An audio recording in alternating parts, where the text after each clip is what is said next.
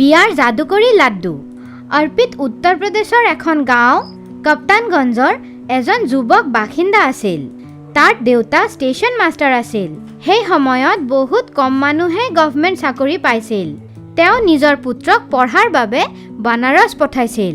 সেইখন গাঁৱৰ পৰা কেতিয়াও কোনো বাহিৰলৈ পঢ়িবলৈ যোৱা নাছিল আৰু কোনোবা ইংৰাজীও জনা নাছিল। অৰ্পিত যেতিয়া পঢ়া শুনা শেষ কৰি নিজৰ গাঁৱলৈ উভতি আহি আছিল তো দেখিলে নিজৰ ঘৰলৈ যোৱাৰ ৰাস্তাত মানুহৰ ভিৰ আছিল। মানুহ দৌৰি দৌৰি তাৰ ঘৰৰ ফালে গৈ আছিল। তাৰ ঘৰৰ বাহিৰত মানুহৰ ভিৰ পৰি গৈছিল। সোধাৰ পিছত গম পালে কি সকলোৱে ষ্টেচন মাষ্টাৰৰ পুত্ৰক দেখাৰ বাবে একত্ৰিত হৈ আছে। ষ্টেচন মাষ্টাৰৰ পুত্ৰ বানাৰসৰ পৰা ইংৰাজী শিকি আহিছেতো সলনি হৈ গৈছে চাগে। ব'লা গৈ পেলাই চাওঁগে। আৰে তাৰ চকু নাক কাণটো চব তেনেকুৱাই আছে। আৰে তুমিতো জনেও পিন্ধি আছা, নিজৰ পৰম্পৰা পাহৰা নাই। এয়া বৰ ভাল কথা। মদন বাবু ইমান ভিৰ দেখা পাই তাতে থিয় হৈ সকলোৰ কথা শুনি আছিল। যেতিয়া সকলোৱে এয়া দেখিলে কি অৰ্পিত অলপো চেঞ্জ হোৱা নাই তো নিৰাশ হৈ উভতি গুচি গ'ল। মদন বাবু তাতে থিয় হৈ অৰ্পিতৰ লগত কিবা কথা বতৰা কৰিল। অৰ্পিত এজন নম্ৰ আৰু ভাল ল'ৰা আছিল। অৰ্পিতে তেওঁক সেৱা কৰিলে আৰু প্ৰণাম কৰিলে। মদন বাবু তাক দেখি বৰ ভাল পালে। ভগৱান তোমাৰ মংগল কৰক আৰু সোনকালে তোমাৰ বিয়া হৈ যায় যেন। ঠিক আছে, আকৌ লগ পাম। মদন বাবু নিজৰ ঘৰলৈ উভতি আহিল। পিছদিনা অৰ্পিত নিজৰ বাগানৰ পৰা আম লৈ আহিল, কাৰণ তেওঁ তাক সোনকালে বিবাহিত হোৱাৰ আশীৰ্বাদ যে দিছিল আৰু তেওঁৰ লগত তাৰ অলপমান পৰিচয়ো হৈ গৈছিল। আহা আহা অৰ্পিত, কেনেকুৱা আছা? এইফালে কিয় আহিছা? খুৰা, অলপমান আম আপোনাৰ বাবে আনিছিলোঁ। দেউতাই পঠাইছে। আহা বহা। ইমান ভাল পঢ়া শুনা জনা ল'ৰাৰটো বিয়া সোনকালেই হৈ যাব লাগে। আৰু ভাই, বিয়া চিয়া পাতিবা নে নাই?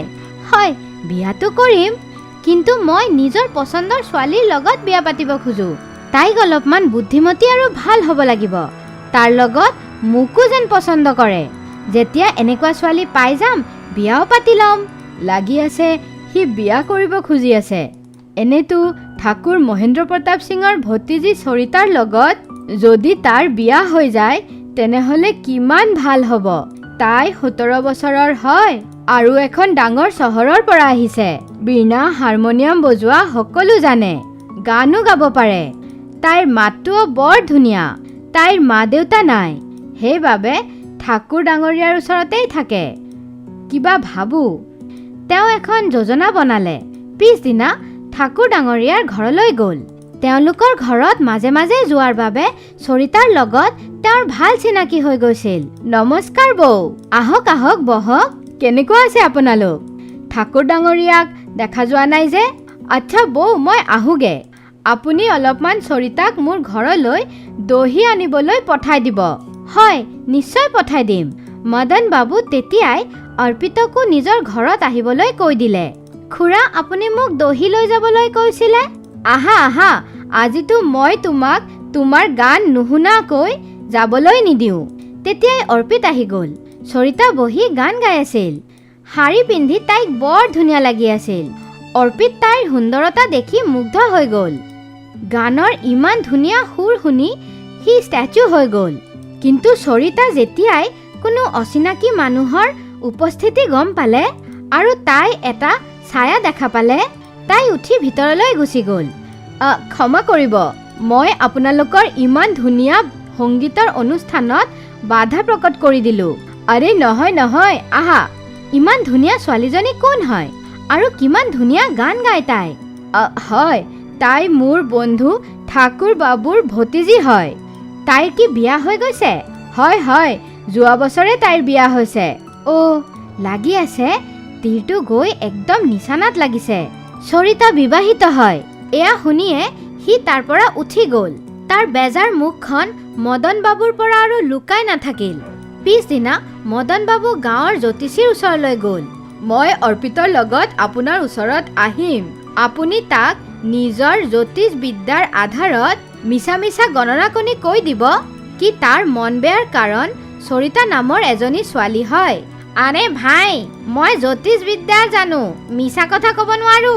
জ্যোতিষী বাবু, যদি এখন মিছা কথা ক'লে কাৰোবাৰ জীৱন শুধৰি যায়, সেই মিছা কথাটো পুণ্য হৈ যায়। হা হা হা হা হা।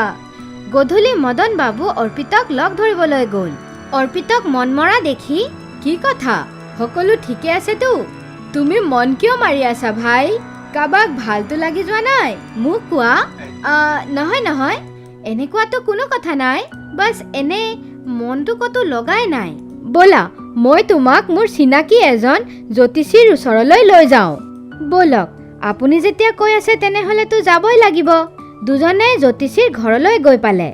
আহক মদন বাবু, কিয় আহিছে ইফালে? বহুত দিনৰ পিছত আপোনাৰ দৰ্শন পালোঁ। আৰে বাছ ইফালেদি গৈ আছিলোঁ, ভাবিলোঁ আপোনাক লগ কৰি যাওঁ। অহ, এওঁতো সেইজনেই হয় না, যোন ডাঙৰ চহৰৰ পৰা পঢ়ি আহিছে? হয় হয়। আচ্ছা জ্যোতিষী ডাঙৰীয়া, অলপমান নিজৰ পুথিটো ওলাই চাওক কি, এওঁৰ দুখ আৰু চিন্তাৰ কাৰণ কি হয়? এয়াতনো কি ডাঙৰ কথা, এতিয়াই চাই লৈ আছোঁ। জ্যোতিষী ডাঙৰীয়া কাগজ আৰু কৰি লৈ বহি গ'ল আৰু চকু মুদি অৰ্পিতক ক'লে, আপোনাৰ নাম আৰু জন্মস্থান কওক। অৰ্পিত, আৰু জন্মস্থান কপ্তানগঞ্জ। আপোনাৰ মন বেয়াৰ কাৰণ পানীৰ লগত মিল খোৱা কোনো নাম হয়, যেনে শংখ, শিৱ, নদী, ৰত্ন আৰু নহ'লে মাছ। কি জ্যোতিষী ডাঙৰীয়া, আপুনিতো মহান হয়। সঁচাকৈ চৰিতাই তাৰ চিন্তাৰ কাৰণ আছিল। দুজনে উভতি আহি ঠাকুৰ ডাঙৰীয়াৰ ঘৰৰ ফালে আগুৱাই গ'ল। মদন বাবু তাক ঘৰৰ বাহিৰত থিয় কৰি ঘৰৰ ভিতৰলৈ আহিল আৰু অলপ দেৰি পিছতে উভতি আহি, আৰে ভাই, বহুত ডাঙৰ ভুল বুজাবুজি হৈ গৈছে। চৰিতাৰটো এতিয়াও বিয়াই হোৱা নাই আৰু ঠাকুৰ ডাঙৰীয়া তাইৰ বাবে দৰা বিচাৰি আছে। মই তোমাক নুসুধাকৈয়ে তেওঁক হা কৰি দিছোঁ। খুৰা, আপুনি নাজানে মই কিমান আনন্দিত হয়। মোক আশীৰ্বাদ কৰক। যদি কাৰোবাৰ জীৱন ভাল কৰাৰ বাবে অলপমান মিছা কথা কৈও দিওঁ, কোনো পাপ নহয়। বিয়াৰ লাড্ডু খাই সকলো ভালটো পাব না। মদন বাবুৰ চেষ্টাত সৰিতা আৰু অৰ্পিতৰ বিয়া হৈ গ'ল। সিহঁত দুজন আনন্দৰ লগত বাস কৰিব ধৰিল।